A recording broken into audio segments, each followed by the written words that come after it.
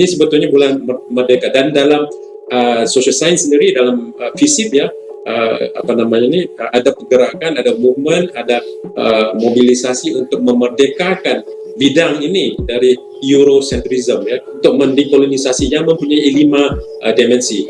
Pertama, dekolonisasi paradigma sejarah, kedua dekolonisasi paradigma wilayah, ketiga dekolonisasi paradigma identitas, keempat dekolonisasi paradigma bahasa, kelima dekolonisasi paradigma budaya dan warisan. Namanya bahasa. Mungkin bahasa itu, maka saya bilang nggak apa-apa kalau sudah diterima sebagai bahasa Brunei, bahasa Indonesia, bahasa Malaysia, apa saja. Tapi letak saja perkataan Melayu di sana. Bahasa Melayu Malaysia, bahasa Melayu Indonesia, bahasa Melayu Brunei, dan setiap bahasa itu ada kekuatannya. Contohnya bahasa Indonesia itu satu bahasa yang sudah lebih terbuka daripada bahasa Melayu Malaysia, dan banyak kosakatanya lebih banyak di bahasa Melayu Indonesia berbanding dengan bahasa Melayu Malaysia. Dan ini maka nasionalisme kita haruslah dekolonisasikan sehingga kita mengangkat rumpun sebagai identitas kita bersama, identitas nasional kita.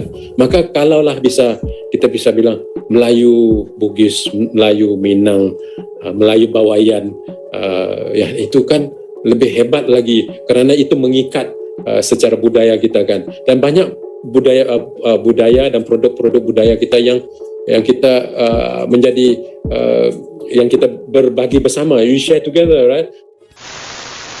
Assalamualaikum warahmatullahi wabarakatuh. Salam sejahtera untuk semua. Sahabat kata per kata. Itulah video dari Profesor Revani Bustami, yang menerangkan suatu konsep dekolonisasi Nusantara, dan mengajak kita untuk mengikrarkan sumpah, yaitu Sumpah Nusantara. Yang mengikut sertakan negara-negara yang dahulunya adalah wilayah Majapahit. Kata Nusantara tercipta dari Patih Gajah Mada atas sumpahnya, yaitu Sumpah Palapa, yang berkeinginan untuk menyatukan semua wilayah-wilayahnya dengan atas nama Nusantara. Lalu Profesor Malaysia ini membawa-bawa nama Nusantara itu, untuk kepentingan pribadinya, yang ujung-ujungnya mengatasnamakan kemelayuan, yang semuanya dianggap Melayu olehnya, demi untuk kebesaran nama kaum Melayu Malaysia. Karena adanya nama Malaysia di situ, maka Malaysia pun dapat mengklaim apapun yang ada pada wilayah-wilayah Nusantara, yaitu yang ada pada wilayah Negara Kesatuan Republik Indonesia. Karena wilayah Nusantara yang terbesar adalah wilayah negara Indonesia, dan kekayaan budaya dan bahasa, serta yang lainnya, ada pada negara Indonesia. Sehingga bahasa Indonesia pun dapat mereka klaim dengan mudah, sebagai bahasa Melayu. Dan secara otomatis, pastinya merujuk pada Melayu yang ada di Malaysia, dan akhirnya Malaysia pun dapat mengklaim tanpa harus bekerja keras dalam memperkaya bahasanya. Bukan itu saja, Profesor Revani Bustami pun menciptakan konsep dekolonisasi Nusantara. Apakah Profesor Malaysia ini tidak mengetahui sejarah di masa perjuangan melawan para penjajah? Seluruh wilayah-wilayah yang ada di Nusantara, memperjuangkan kemerdekaannya, melawan penjajah Inggris atau British. Lalu apa yang dilakukan 9 raja-raja Melayu semenanjung ujung Medini beserta rakyatnya? Apakah mereka berjuang melawan penjajah Inggris atau British? Tentu saja tidak, karena raja-raja Melayu semenanjung ujung Medini beserta rakyatnya, tidak pernah merasa dijajah oleh Inggris atau British, dan meminta penjajah Inggris atau British untuk datang kembali selepas kekalahan Jepang. Inggris atau British, dianggapnya sebagai pahlawan di tanah Malaya, yang sekarang menjadi negara Malaysia. Bahkan ketika pejuang yang sebenarnya yaitu Burhanuddin Hilmi mendeklarasikan kemerdekaan tanah Malaya, raja-raja Melayu semenanjung ujung Medini menolak untuk merdeka. Dan Burhanuddin Hilmi pun dianggap sebagai pemberontak. Sungguh tidak pantas Profesor Malaysia menginginkan konsep dekolonisasi Nusantara, karena Malaysia adalah pengkhianat Nusantara, yang bersekutu dengan penjajah Inggris atau British. Lalu apa tujuan sebenarnya Profesor Revani Bustami menciptakan konsep dekolonisasi Nusantara? Tujuan sebenarnya adalah, untuk dapat mengklaim apapun yang dimiliki negara Indonesia, serta yang dimiliki negara-negara lainnya, yang dahulunya adalah wilayah Nusantara. Sungguh licik dan piciknya Profesor Malaysia, demi menginginkan kebesaran nama kaum Melayu Malaysia. Dan inilah pernyataan Profesor Revani Bustami ketika videonya tersebar di Indonesia, yang mendapat kecaman dari sejumlah warga Indonesia, dan dianggap sebagai salah satu musuh netizen Indonesia. Berikut ini videonya. Kita pakai rumpun Melayu. Orang Indonesia belah-belah. Alam Melayu. Di mana rumputnya tu kan? Jadi ini yang menarik ni. Jadi kita ni di Nusantara ni tak seperti orang Eropah lah, Europeans kan. We are Europeans, Africans kan. Indians, Chinese kan. Kita ni tak ada istilah nak panggil diri kita sendiri kan. Itu suksesnya penjajah dan memecahkan kita ni. So Nusantara Malay Archipelago is a maritime region, specially and sporadically spread from east to west, dari Sabang ke Merauke ke Papua.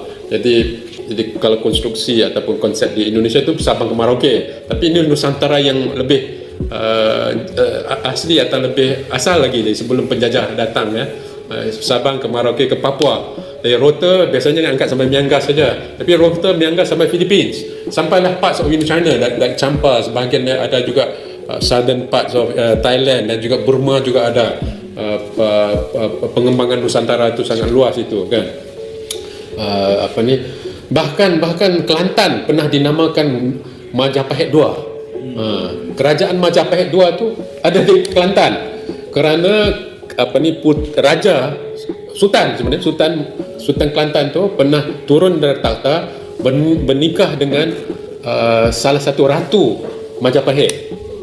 Ratu Majapahit. Kemudian dan Majapahit pernah ada ratu ya, bukan saja raja, dia bukan saja king, but there was a queen. Dan kemudiannya apabila dia turun, Siam menyerang Kelantan. Jadi Majapahit menghantar tentera untuk membela melawan kembali, dan dengan itu dinamakan Majapahit kedua itu. Dan hingga hari ini keris Majapahit tu masih lagi jadi keris di Kelantan. Ada keris Majapahit di Kelantan. So ada kaitan Majapahit Kelantan. Mungkin ada kaitan Klaten dengan Majapahit. Jadi makanya makanan di Kelantan tu manis-manis seperti makanan orang Jogja itu kan. Ya kan, maybe. Dan agak heran kenapa wayang kulit ada di Kelantan. Ya kan, kenapa wayang kulit ada di Kelantan, tidak di Terengganu, tidak di Pahang, tidak di Johor. Macam mana tu wayang kulit tu tiba-tiba menjelma di ujung Malaysia, ujung tu kan, ni pojok lah bahasa Indonesia tu kan, pojok, the left hand corner of Malaysia. Jadi Nusantara serumpun setamadun. Jadi seperti pisang tumbuhnya rimbun, tandanya satu, sikatnya tersusun. Bagaikan taman dirawatnya subur, hasilnya indah, harum dan anggun. Alam Melayu berangkai berbagai akar warisannya, namun berkumpul menjadi serumpun. Nusantara bermekaran bunga peradabannya, menyatu menjadi sekebun tamadun. Jadi hujah yang saya ingin angkatkan dalam pantun saja yang sekarang ni ialah akar sejarah Nusantara itu ada banyak. Dia tidak bermula dari Sriwijaya, tidak bermula dari Majapahit, tidak pada kerajaan Melaka, tidak.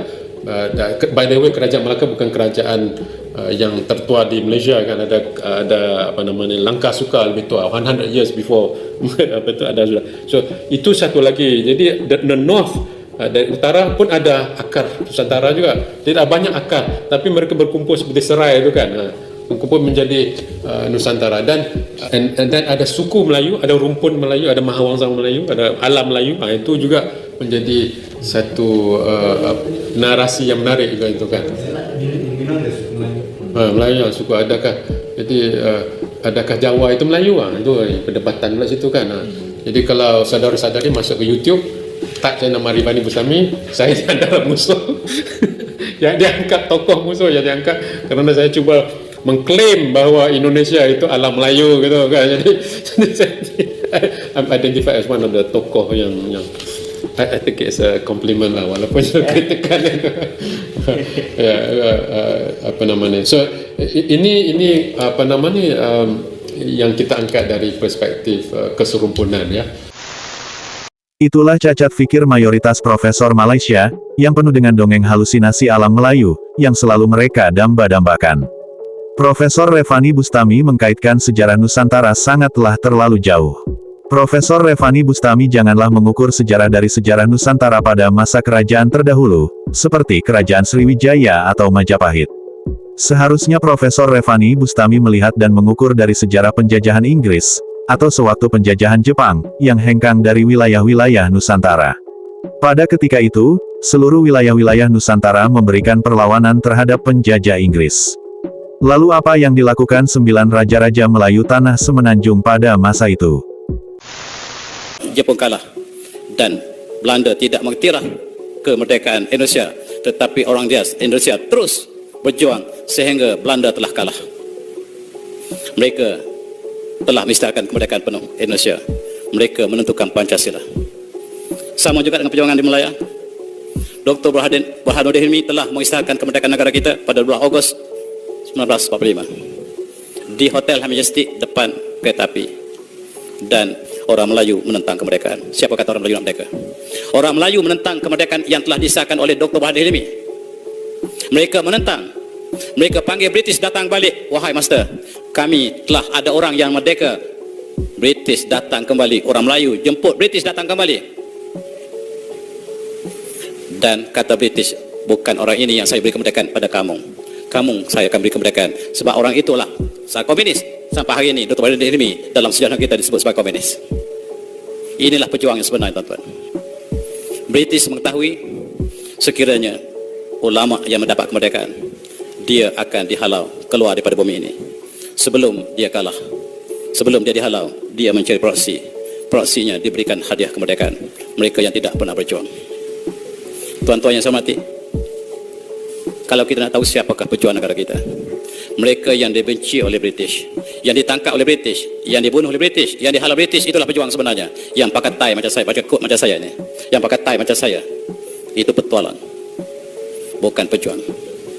Dan harga kemerdekaan kita sangat besar, tuan-tuan. Akhirnya alhamdulillah kita merdeka. Merdeka. Merdeka. Soekarno tidak pernah melepaskan tangannya. Merdeka. Kita yang punya ini. Tetapi orang Melayu sangat bersedih.